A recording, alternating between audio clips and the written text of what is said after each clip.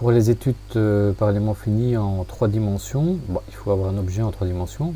Voilà, une lame de 100 sur 5 avec une épaisseur de 2 sur laquelle on va travailler.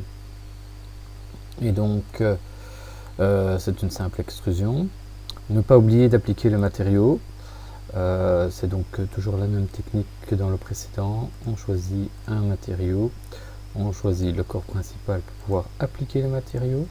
Et on peut de nouveau, comme d'habitude, changer les caractéristiques. Par exemple ici, je fais analyse, je mets 210 000, un coefficient de Poisson de 0,3 par exemple, j'applique et c'est parti. Donc ça c'est le modèle de base.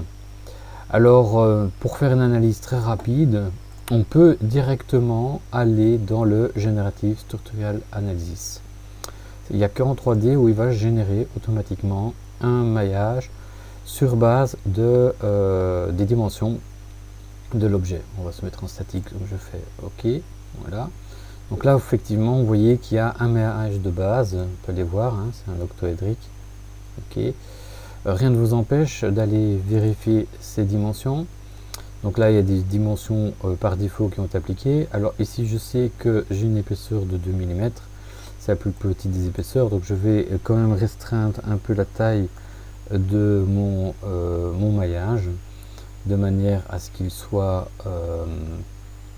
au moins qu'il y en ait 3 ou 4 sur la plus petite des épaisseurs. Bon, ici on va le laisser en linéaire, je vais faire OK. Ça c'est la première chose qu'on a faite. Comme on a défini le maillage, les propriétés, c'est d'office du volumique. Et le matériau, il a été déjà le capté. Ce qui veut dire qu'il est prêt en fait à faire des calculs dès que on a mis les conditions limites. Bon, on va prendre le même cas de figure. Hein. On va faire un encastrement sur une extrémité. Donc on va aller désigner ici la surface extrême qui est une face. Il a bien repéré la face. Puis ensuite, je vais demander une charge distribuée que je vais mettre sur, par exemple, cette arête-là, orientée en Y. Non, on va plutôt mettre 0 en Y et moins 1000 en Z. Voilà, comme ça on a le même cas que précédemment. On fait un OK. Voilà, les conditions limites sont fixées, ce qui veut dire que maintenant, si tout a bien été défini, on peut lancer le calcul. Il va contrôler, il vérifie qu'il peut exécuter le maillage. Une fois qu'il le fait, il va se lancer dans une série de calculs. Il estime 2 secondes de calcul du CPU. On va donc continuer ce calcul pour pouvoir calculer ensuite, vérifier 2-3 éléments.